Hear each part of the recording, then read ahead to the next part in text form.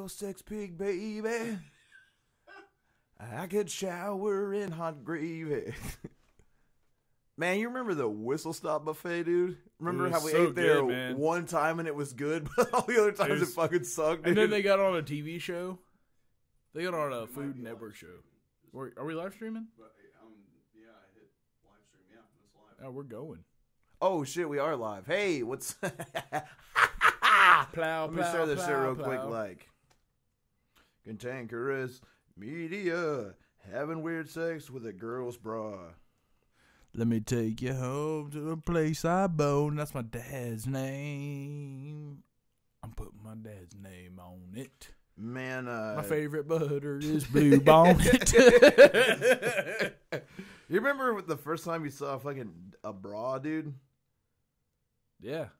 That I got so fucking horned up. I was on the school bus and there was a girl behind us who was flashing one of the older kids, but she wasn't pulling her tits out. She was just pulling her fucking... Yeah, my mom was my first bra saw. I saw my first bra. My first bra saw. Boy, I saw my first bra. And my mom was behind it. Fucking bra saw horse. Man. Took me a long time. I'm surprised I'm not gay, man. Surprised I'm not gay. Man, I thought about that a lot. I did a lot of gay shit when I was a kid, dude. I fucking collected Beanie Babies. You know what I'm saying? Yeah, I did that too, man. I painted my fingernails. But it was all the fuck, though, if you honestly think about it. So, man, if I had this rare Beanie Baby. Dude, I did not collect a Beanie Baby to fuck. Maybe old Christian will see my dick.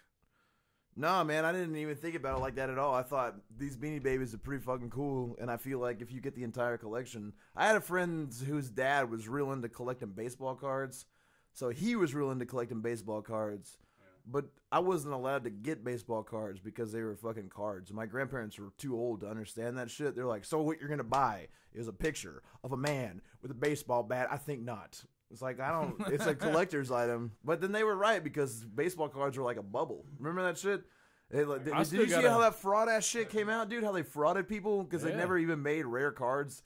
And they just made their entire demand and market. And then as soon as the internet came out, it just all sank.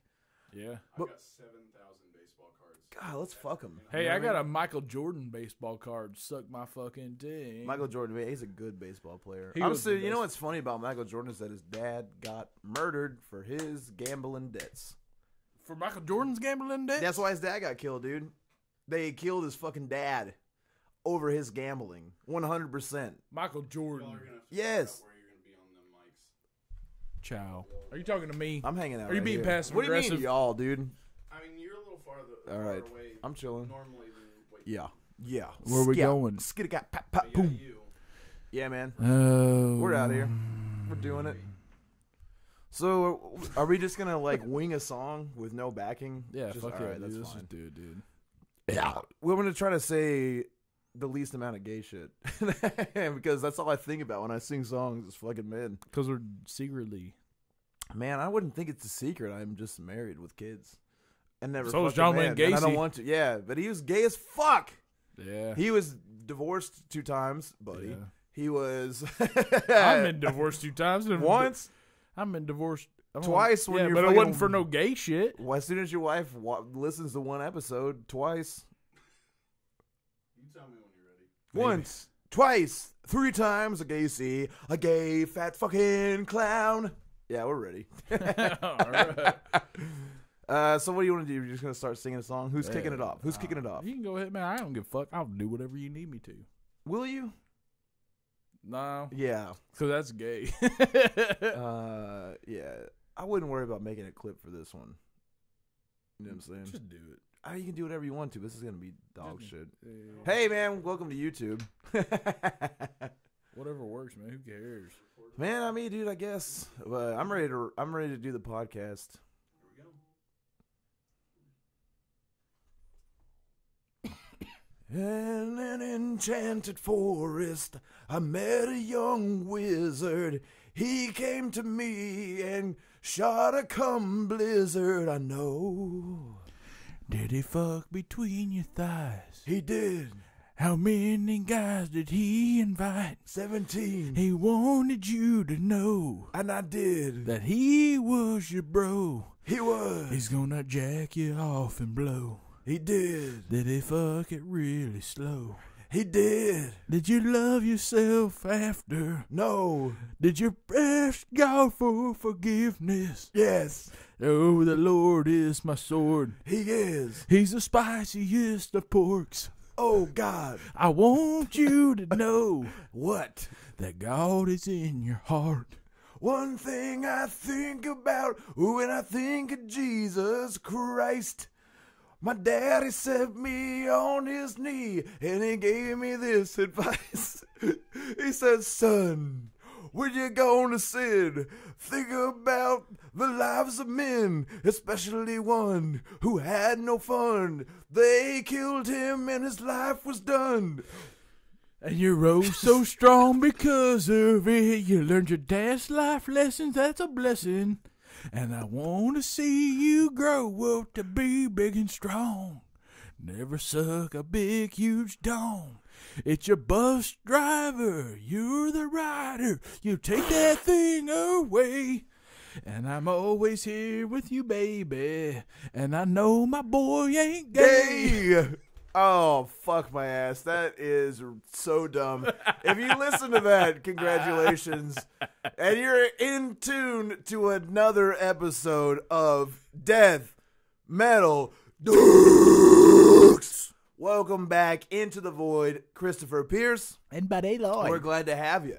Glad to be here. Thank you so much for giving us an opportunity and trudging through a terrible opening song. But that's what happens. We had a busy day. We've had a busy goddamn day because we did a previous song. Well, I mean, we went to the gym, we lifted weights. Yeah, we did that. And then we came here, and then we recorded a video that hopefully will be out before this podcast. So you've seen it. Hopefully you've shared it. And we've become a viral sensation, and we could quit doing this podcast. Yeah.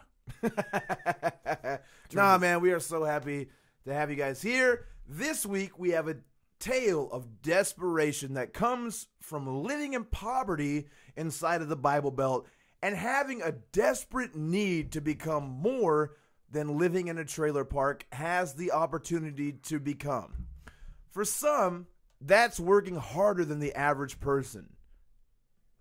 Doing sports to the hardest extent, going to college, diving headfirst into academics and busting your ass to make straight A's, 4.0, high scores on the ACTs, and making your way with a college scholarship. That's how most poor people will do it. But Rod Farrell decided to become an immortal, all-powerful, blood-fueled creature of the night. That's right. Daddy Filth. He tried to become Daddy Filth as he may. He wanted to be a vampire. That's what we're talking about. We're talking about a white trash resident of Murray, Kentucky, Rod Farrell. He tried his best to become a vampire, started an entire coven, and in this case, the Kentucky Coven is responsible for murder. Kentucky Coven. I love saying it. I love to say it. Yeah, my voice is blown out. It's all the way gone. I'm going to just trudge through this. Please bear with me. Thank you for that. And thank you also so much for just listening to the podcast. Yeah, we man. love that you listen to this. We love you for listening. Thank you guys for listening. It means everything to us. If you enjoy the podcast, like so many others have, get onto iTunes and please give us a 5-star review. Not to make me and Buddy feel cool, but because that can help us with future sponsorship opportunities. That's how iTunes algorithm works. You have to have an interaction. Listens aren't enough anymore. Somebody's got to come through and give you a 5-star review. And if you want to type something, that helps out too. You don't have to stroke me and Buddy's ego. You could say goofy shit like fuck Sam Talent, great rap metal songs, E-Town Concrete for life. All those things are very acceptable. Anything you want to type into the comments, just give us a 5-star review and we're doing it. We love that support. Some of our other listeners choose to support even more. And goddamn, I don't even know how to describe how much we appreciate every single penny we get from our supporters that go to patreon.com/deathmetaldicks and sign up for our subscription service. Take a look at that, and if you feel so inclined to give, we'll love you forever. And if you don't like subscription service, of course, you can donate directly to us. deathmetaldicks@gmail.com through PayPal. Lots of people have done that. We appreciate the support. We've got t-shirts that we're going to have in our hand by Monday. everyone that got on Patreon that's on that tier. We got them coming to you. Thank you guys so much again for just giving us the opportunity to do a podcast, funding us doing more research, and being able to get stickers, shirts, all types of merchandise to send out to you sick horror freaks. Crap. Man, I'm excited to do this episode tonight. We're talking about, of course, Rod Farrell. His mother was Sandra Gibson. She met Rod's father in high school, got pregnant, they got married. And, of course, a tumultuous high school relationship almost certainly ends before the baby is born. Emotions and hormones are running wild with young lives. He bailed before Rod was even born on March 28th, 1980 in Murray, Kentucky. Murray, Kentucky is a tiny town in the middle of Kentucky, deep in the heart of the Southern Bible Belt. This town has one church for every 300 people. I mean, it's tiny. There's one store, one post office, and 90% of the population lives in a trailer, while the other 10% are somehow independently wealthy, like every small southern town. Yeah, the one we live in. Absolutely. Mostly trailers, a few rich folks, and then us. Very few. But you live in a trailer, too. I do live in a trailer, man. I just remembered that right now. Oh, There's man. a homeless guy that literally comes and stays in the trailer behind us every once in a while. Like, He trailer squats? he trailer squat. That is extreme level of punk rock. I mean, you could squat in an abandoned house. He talks to himself a lot. You hear him? Yeah, man. He coming out of the backyard, like picking up trash and throwing it back down and going, "There you go, here we go, Kentucky. That's where I'll be." And he just never does anything with his life, so he never goes to Kentucky. Yeah, I mean, I feel like everyone wants to go to Kentucky that lives this type of lifestyle. But it's a tough life, man. When you're a trailer type of person, there's so many hurdles to overcome to get out of poverty. And in fact, most of the time, people born into poverty have no chance of getting out, no matter what they do. Now, there's a rare exception of people that look at where they came from, apply themselves, and do a tremendous amount of hard work their way out. There's also the same amount of people who take that trajectory and then any little hitch throws them off of that because they have no way to recover from it, because they have no money, because this is the way that capitalism works. You have a certain percentage that have had a long line of income, that have more income to spend to give the next generation a chance to get more income, or you have the downtrodden whose family somewhere along the line either slipped up or came into shit from the start and haven't been able to trudge their way out. And any little hitch along the way can fuck up the entire process, especially like having a kid. I mean, having sex, it feels good. Mm-hmm. Having sex with a condom feels all right. It's not good. I wouldn't say it's not good. I don't like it's it. It's better than not doing it. I'm just waiting for the ladies that I've boned in my past to come up and go, "Hey, this is the little buddy." Oh, fuck. I really hope not. I really hope not either. I'm sure that would have come up by now. But because it's been like 5. Well, no, I'm just waiting. I'm just waiting until, hey, when this shit takes off, I bet you 10 ladies will come up and be like, "Hey, Team Sex Pig, guess what?" Yeah, dude, a lot of people are riding for Team Sex Pig. I'm surprised. Which the premise is that you think that John Wayne Gacy wasn't gay. And Asabath is a good band. So, yeah. This is a shit-ass team. Let me tell you that. It's a team of fucking winners. Yeah? It's a team of them. Are you the captain? I wouldn't say I'm the captain. I'd say I'm the drafter. Okay. Oh, you drafted them. You personally handpicked them out. No, they came to me and I said, "Well, you're part of the team," because I accept everybody. You're like a regular Jesus Christ. Yeah, man, I love you. Okay. Unless you're, you know. So, you know, Jesus was... Fuck my ass, man. Fuck me in my ass, man. Shit. Yeah, so you got Team Sex Pig, and you're like Jesus. You don't select people. They just come to you, and you accept everybody. Well, because the Father up above, which is the devil, he goes, "Hey, man, you know, you ain't got a whole lot going for you, brother. Let me help you out." Yeah. And these people, you know, like I'm like Dr. Phil. I'm not a real doctor, but people call me a doctor. Yeah, you're a doctor, man. I would say I'm a part of Team Sex Pig as well because, I mean, what else could you be? You know, if you're like Jesus, you're leading by example, and you've got a fantastic example to follow. I guess. Well, Rod Ferrell was certainly trapped into the poverty mindset. Now, an interesting thing about small town America and poor people, we've all seen it. You know, when you grew up, you went to school. I wasn't bottom of the barrel poor. I would say I was the lower end of middle class. So I could empathize with the kids that didn't have a lot, and I could also empathize with the kids that had a lot, somewhere in the middle. I understand what it's like to have the things you need, and I understand how embarrassing it could possibly be to not be able to have just basic needs. So for me, being in a school, and I looked at the kids, there was always 2 or 3 kids in your grade school classes that just reeked of piss. You could tell their parents didn't wash their clothes. Yep. You could tell they weren't well versed in the art of hygiene.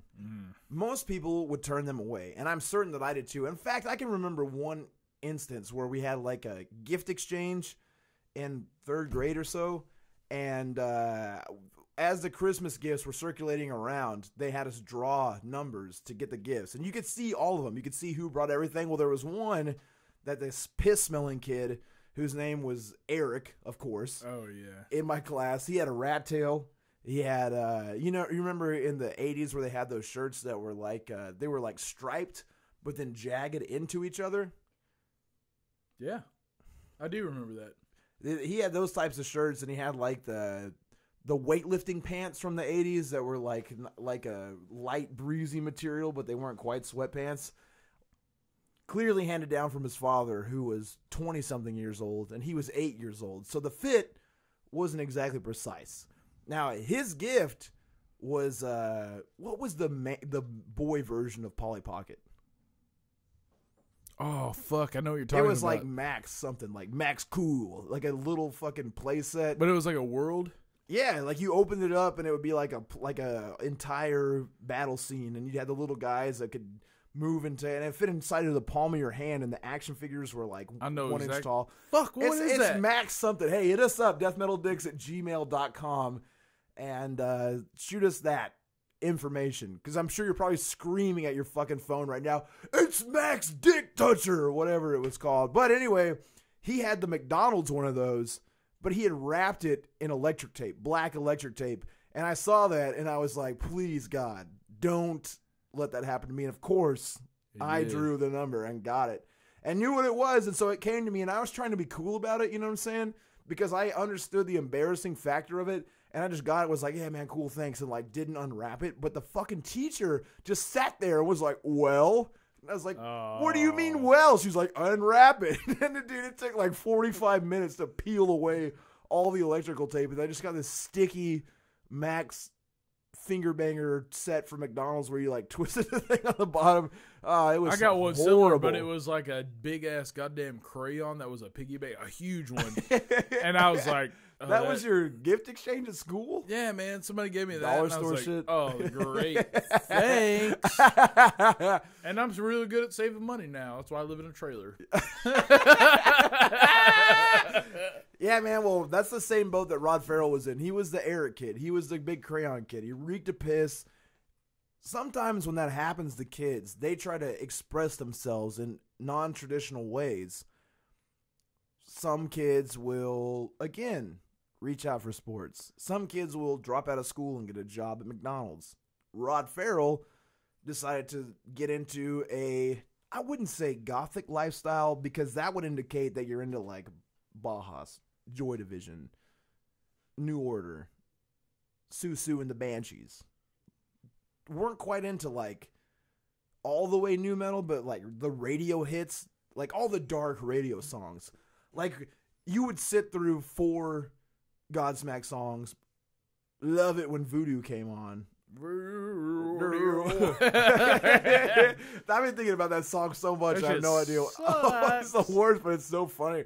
Because he's just like, here I'm coming back again. You know that somebody in that time frame was like, you don't fuck? We don't fuck. But baby, put on that Voodoo song again one more time. Hey, man, my stepsister bought me that and thought, hey, man, he'll love this. You have a stepsister? Yeah, man. I have 2. What? Yeah, I mean, we're not close. This is how I find out about it, is Godsmack's Voodoo. Yeah, because they tried to buy me a goddamn fucking Godsmack album. Yeah, I was like 14, like way into fucking cool shit, and they're like, "Here, you like this?" And I'm like, Was it already opened?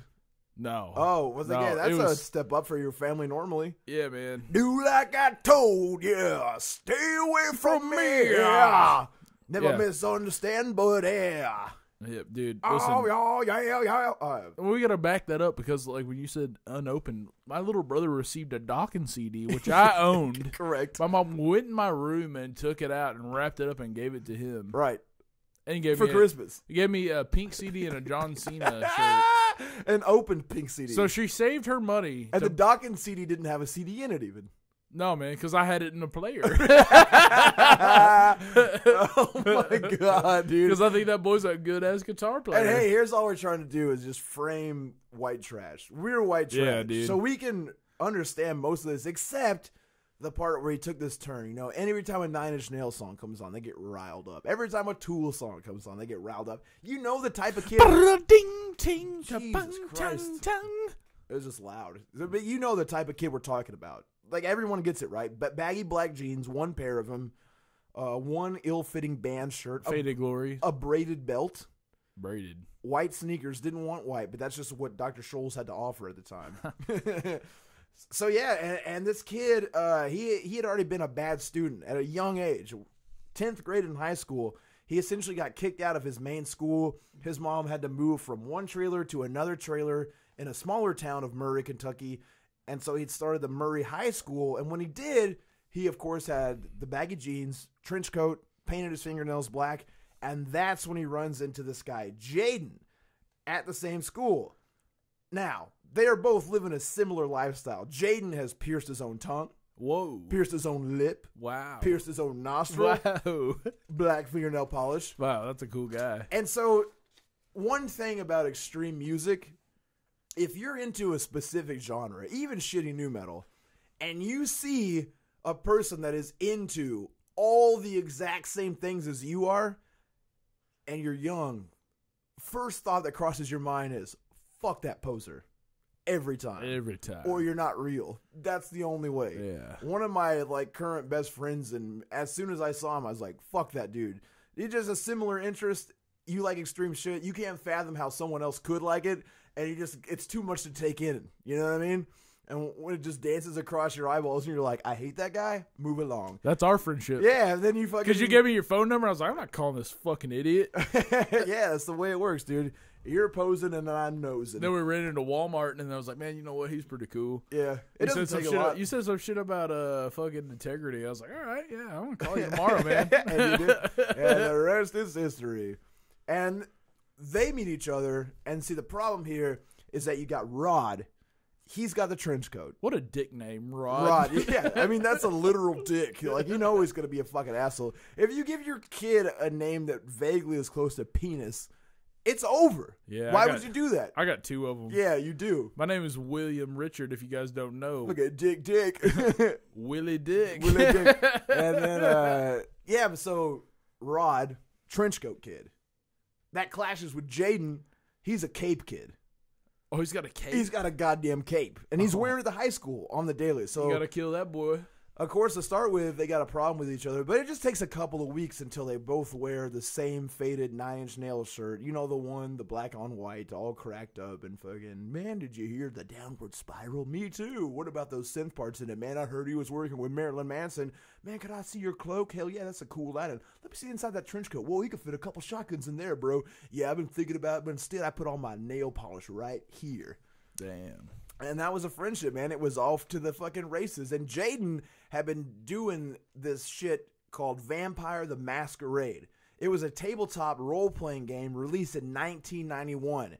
It is set in a fictionalized gothic punk, version of the modern world, where players assume the roles of vampires who are referred to as kindred, and deal with their night-to-night struggle against their own bestial natures, vampire hunters, and each other. Oh, my God. And this is where all this type of kid come together to hang out. So once Rod starts hanging out with Jaden's crew, it's only a matter of time until all the pieces of Murray, Kentucky start to fit together. And there's a surprising amount of piss kids that have grown up with that dirt mustache, ball necklaces, and converged together in one place in this tiny town. Real tired of Hormel, chili Frito pies, and Roseanne. I'm going back to my room and I'm going to play a game. Yeah.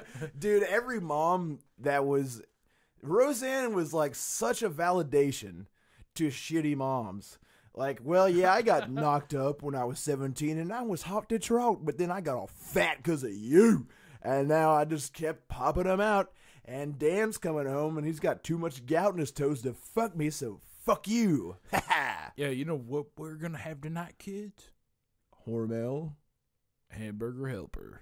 Hormel hamburger helper. Man, I guarantee somewhere in our listenership, one of these poor ass kids had gotten a hamburger helper made, but they didn't have hamburgers, so they just used all meat Hormel as the hamburger. Yeah. So it was like chili mac, but the meat was Hormel. It was like double chili mac. What is fucking terrible is like I've told you before, my grandparents raised me. Yeah. But goddamn it, I had this. My grandpa got sick as fuck and had cancer and shit, and so they're like, "Well, just let your mom take care of everything," which is a bad idea. I come home from school and she's like, "We're having this," and I'm like, "Dog food?"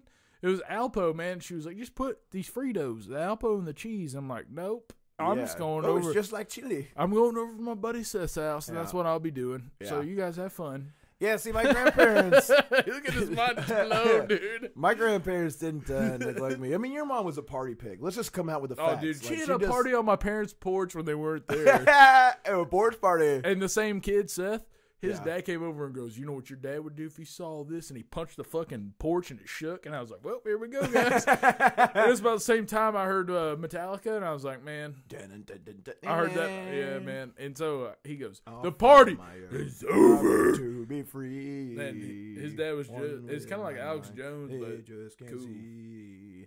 That's a great story, man. And growing up, my grandparents didn't party. My mom did. She just got the fuck out of there. Oh, Which yeah. might have been better off for me because of the way that your wildest mom was. But they just kind of neglected, and they would just have all the frozen foods and like all the foods that all you like Hot Pockets, Reggio's frozen Totino's. pizza. No Reggio's, dude. That's the Totino's best. all the time. Grape soda, chips, cereals, milk. You know what I'm saying? Just all the fucked off, calorie-ridden bullshit, and just wouldn't be there, so I would have to fend for myself. Remember the frozen microwavable donuts at Kroger? Yeah, dude. Of course I fucking my do, God, man. What a good dude. move. Those were delicious. Hey, those were top notch. They're like because you had a raised. bag, man, and you could Yeah. just fucking slop that fucking shit all over it. Over that boy up. God, we are disgusting. I don't even know how we got on the fucking off of it.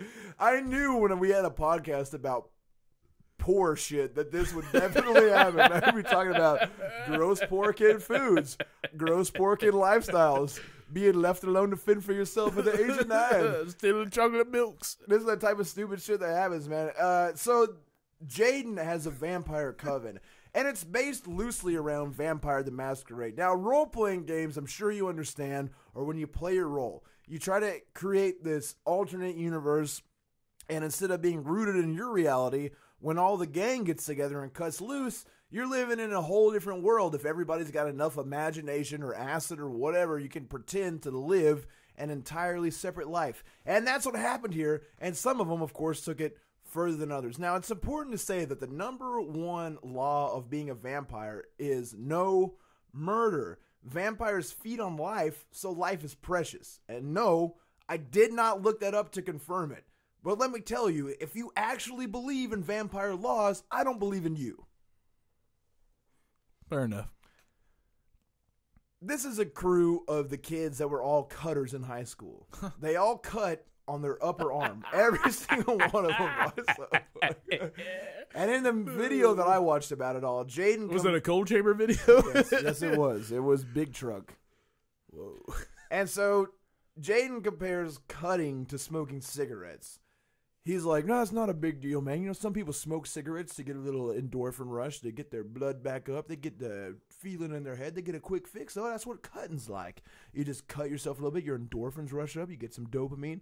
He's like, fairly well spoken for a dumb fuck Southern Kentucky poor trailer kid that's into 9 Inch Nails. You know what I mean? That's new metal cocaine. Yeah, man. definitely. Using a razor blade for it doesn't cost anything. It makes sense. Now, these filthy dorks believe drinking blood makes you immortal. Literally believe it. It gets you high, gives you nutrients, and because they have sucked from one another's arms, I think they need a hepatitis test. Yeah. Hey, that's what we should do when we're lifting weights, man. We should cut each other and drink each other's blood. Weight vampires? Pre-workout. Swole pyres? Yeah, that's a good pre-workout. Like, all right, man. What's the warm-up looking like today? Well, let me produce my razor blade. Give it a couple of slices. Take a swig. We're just going to start wearing razor blade necklaces. Oh, man, those were, dude, man. There was a Judas Priest one that was pretty cool. That's cool. Yeah. That's the only one that's cool. Did I tell that story about the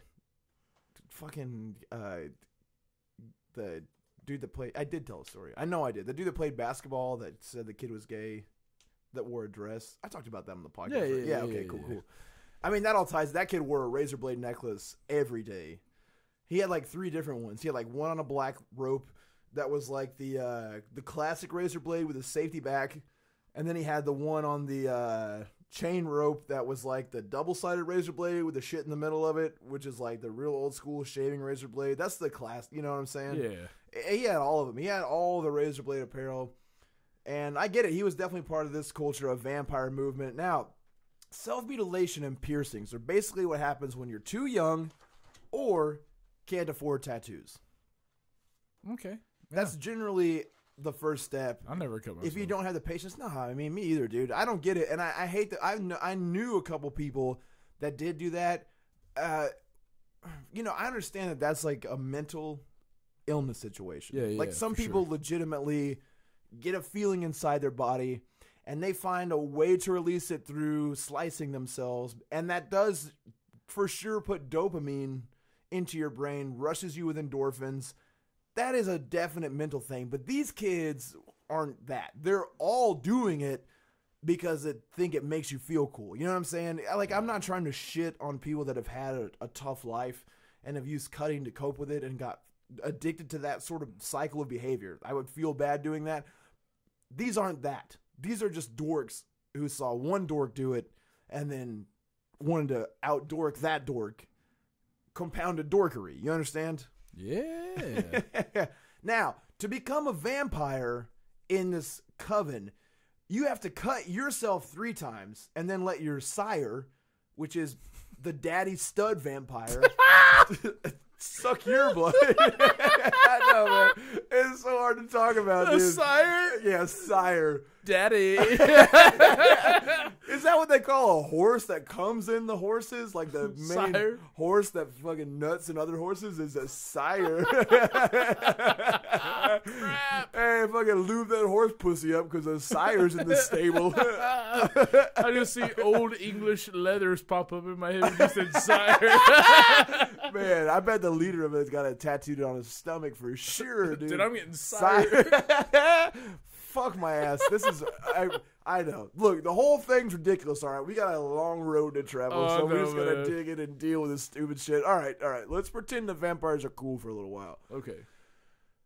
So the sire will suck the blood that comes from your 3 cuts. And there's a regular back and forth feeding, a cycle of feeding. The sire's number 1, so his needs come first. So if he wants to feed on you, you got to cut yourself and let him have a swig. Now, if you want to feed...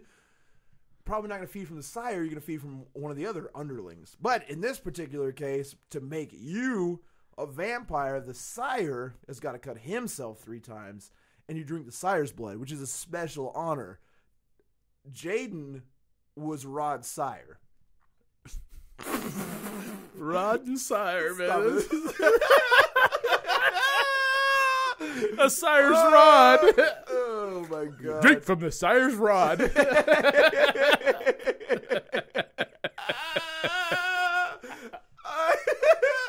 hate this so much, dude.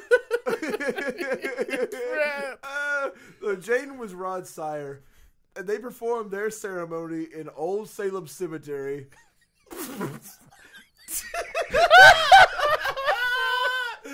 Oh no! You gotta get through it, dude.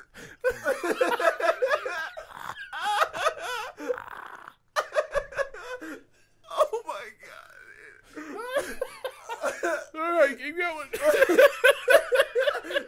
I'm gonna piss.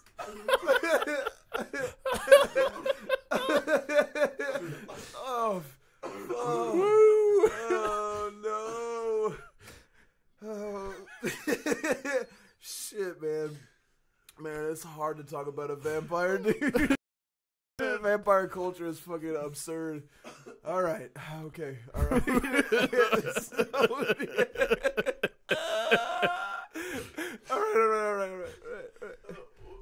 So, let's pause it for a second, dude. I gotta piss anyway. I gotta pee too, man. That's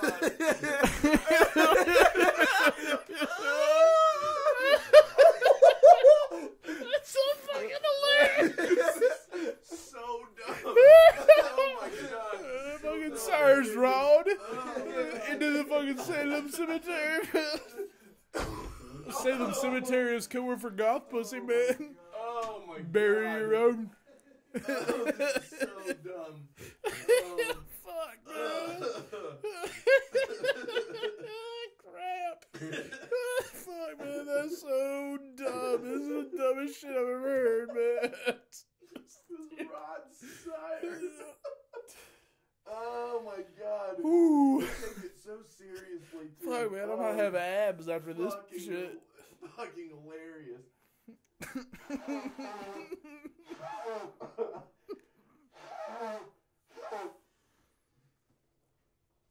God, it has been a minute since I laughed that fucking